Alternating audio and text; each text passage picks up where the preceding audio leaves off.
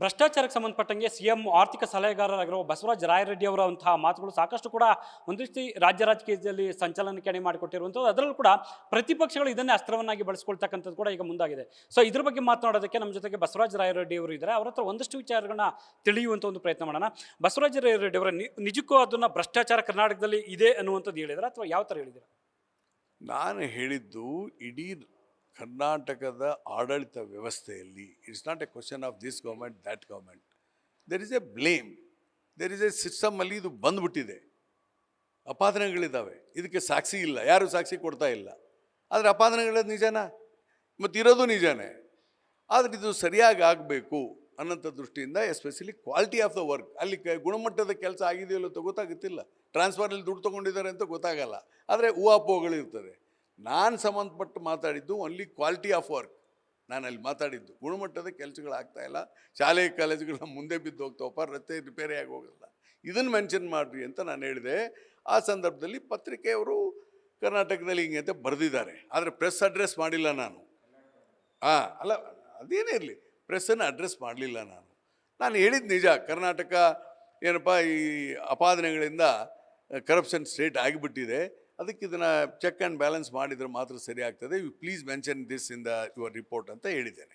ಅದನ್ನು ಅರ್ಧಂಬರ್ಧ ತಿಳ್ಕೊಂಡು ಪತ್ರಿಕೆಯವರು ಬರೆದಿದ್ದಾರೆ. ಬಟ್ ನನಗೇನು ಸಮಸ್ಯೆ ಇಲ್ಲ, ಅದು ಬರೆದಿದ್ರ ಬಗ್ಗೆ ನಂದೇನು ಅಪಾದನೆ ಇಲ್ಲ. ಅಲ್ಲ, ಕಾಮಗಾರಿಗಳಲ್ಲಿ ಅವ್ಯವಹಾರ ಅಂತ ಹೇಳ್ತೀರಾ, ಅಂದರೆ ಅದರಲ್ಲಿ ಭ್ರಷ್ಟಾಚಾರ ಅನ್ನುವಂಥದ್ದು ಇದೆ ಅಂತ ಒಪ್ಕೊಳ್ತೀರಾ? ಮತ್ತು ಕಳಪೆ ಕಾಮಗಾರಿ ಆದರೆ ಏನು ಮಾಡ್ತೀರಿ? ಅದಕ್ಕೆ ಯಾರು ಹೊಣೆ? ಯಾರು ಅದಕ್ಕೆ? ಎಲ್ಲರೂ ಹೊಣೆ ಇದ್ದಾರೆ. ರಾಜಕಾರಣಿಗಳಿದ್ದಾರೆ, ಗುತ್ತಿಗೆದಾರರಿದ್ದಾರೆ, ಅಧಿಕಾರಿಗಳಿದ್ದಾರೆ. ಯಾರು ಅಂತ ಹೇಳ್ತೀರಿ? ಅದಕ್ಕೆ ನಾನು ಹೇಳಿದ್ದು ಇದನ್ನು ಸರಿ ಮಾಡಬೇಕು, ಅದನ್ನು ಮೆನ್ಷನ್ ಮಾಡಿರಿ ಅಂತ ಹೇಳಿದೆ. ಸರ್ಕಾರದ ಭಾಗ ಆಗಲ್ವಾ ಇದು? ಅಲ್ರಿ, ರಾಜಕಾರಣಿಗಳ ಮೇಲೆ ಎಲ್ಲರೂ ಭಾಗ ಆಗ್ತಾರಲ್ಲ, ಇಡೀ ವ್ಯವಸ್ಥೆಯ ಭಾಗ ಇದು. ನಾನು ಅದಕ್ಕೆ ಹೇಳೋದು, ಯಾರು ಯಾರು ಯಾರು ಅಂತೇಳಿ ಎಲ್ಲಿದೆ ವಿಟ್ನೆಸ್ಸು? ಅದಕ್ಕೆ ನಾನು ಹೇಳಿದ್ದು ಈ ವ್ಯವಸ್ಥೆಯ ಭಾಗ ಹೋಗಬೇಕು ಅನ್ನೋದಕ್ಕಾಗಿ ಮಾಡಿದ್ದು. ಅದಕ್ಕೊಂದು ಉದಾಹರಣೆ ಕೊಟ್ಟೆ ನಾನು.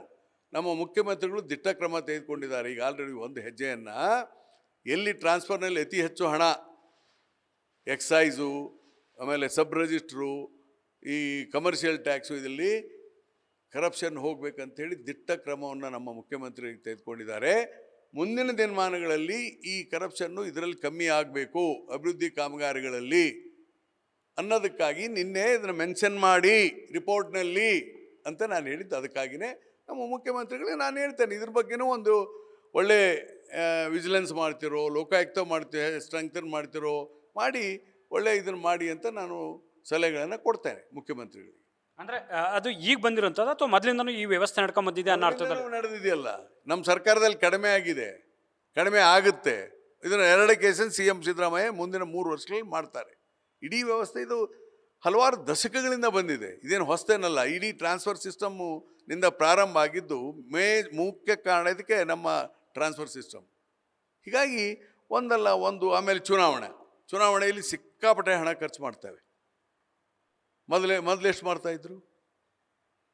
ಏನದಕ್ಕೆ ಲಗಾಮ ಇಲ್ಲ, ಮತ್ತು ಅದಕ್ಕೆ ಕರಪ್ಷನ್ ಜಾಸ್ತಿ ಆಗಿದೆ. ಅದಕ್ಕೆ ಇದನ್ನು ನಿಯಂತ್ರಣ ಮಾಡಬೇಕಾಗಿದ್ದರೆ ಸಿದ್ದರಾಮಯ್ಯನವರು ಇವತ್ತು ಮುಖ್ಯಮಂತ್ರಿ ಇದ್ದಾರೆ, ಅವ್ರು ಮಾಡಲಿಕ್ಕೆ ಸಾಧ್ಯ ಇದೆ ಅಂತ ಅವ್ರಿಗೆ ಒತ್ತಾಯ ಮಾಡ್ತೇನೆ. ಅದಕ್ಕೆಲ್ಲ ರಾಜಕೀಯ ಪಕ್ಷಗಳು ಓಪನ್ ಆಗಬೇಕು. ಸುಮ್ಮನೆ ಬ್ಲೇಮ್ ಗೇಮ್ ಮಾಡ್ಕೊಂಡು ಹೋದ್ರಾಗುತ್ತಾ? BJP ಭಾಳ ಸ್ವಚ್ಛ ಪಾರ್ಟಿ ಅಂತ ಹೇಳ್ತಾರೆ, ಎಷ್ಟು ಕರಪ್ಟ್ ಇದೆ ಅವ್ರ ಪಾರ್ಟಿ. ಲೆಟ್ದೇಮು ಸೆಲ್ಫ್ ರಿಯಲೈಸೇಷನ್ ಮಾಡ್ಕೊಳ್ಳಿ, ಅವರು ಆತ್ಮಾವಲೋಕನ, ಇದ್ರ ಬಗ್ಗೆ ಚರ್ಚೆ ಆಗಲಿ. ಇದರಲ್ಲಿ ನಾವೆಲ್ಲರೂ ದೊಡ್ಡ ಪ್ರಾಮಾಣಿಕರು ಅಂತ ನಾನು ಹೇಳ್ತಾ ಇಲ್ಲ, ಇಡೀ ವ್ಯವಸ್ಥೆಯ ಭಾಗ ನಾವಾಗಿದ್ದೇವೆ. ಅದಕ್ಕೆ ಸುಧಾರಣೆ ಆಗಬೇಕು ಅನ್ನೋದು ನನ್ನ ಆಸೆ.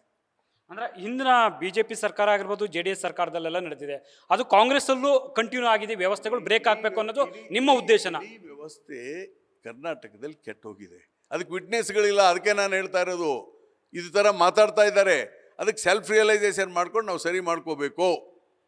ಅಲ್ಲ, ಬೇರೆ ಬೇರೆ ಇಲಾಖೆಗಳಲ್ಲೂ ಕೂಡ ಪ್ರತಿಪಕ್ಷಗಳು ಹೇಳ್ತಾ ಇರುವಂಥದ್ದು, ಈಗ ನಮ್ಮ ವಿರುದ್ಧ 40% ಆರೋಪ ಮಾಡ್ತಿದ್ರು, ಈಗ ಈ ಕಾಂಗ್ರೆಸ್ ಸರ್ಕಾರದಲ್ಲಿ 60% ಅನ್ನುವಂಥ ಆರೋಪಗಳನ್ನು ಕೂಡ ಮಾಡ್ತಿದ್ದಾರೆ. ಮಾಡಿದ ತಪ್ಪೇನಿದೆ? 80 ಅಂತ ಹೇಳಿ ಅವ್ರು ಹೇಳೋರಿಗೆ ಯಾರು ಬೇಡ ಅಂತಾರೆ. ಆದರೆ ನನ್ನ ಪ್ರಕಾರ we don't have any witness, ಆ ಥರ ನಡೆದಿಲ್ಲ ಅಂತ ಹೇಳಬಲ್ಲೆ. ಸೊ ಇದಿಷ್ಟು ಕೂಡ ಬಸವರಾಜ ರಾಯರೆಡ್ಡಿ ಅವರ ಸ್ಪಷ್ಟವಾದ ಮಾತುಗಳು. ಕ್ಯಾಮ್ರಾ ಪರ್ಸನ್ ಅವಿರತ್ ಜೊತೆ Harish Kakol, news first, Bengaluru. News first ನಿರ್ಭೀತಿಯಿಂದ ನಿಮ್ಮ ಪರವಾಗಿ.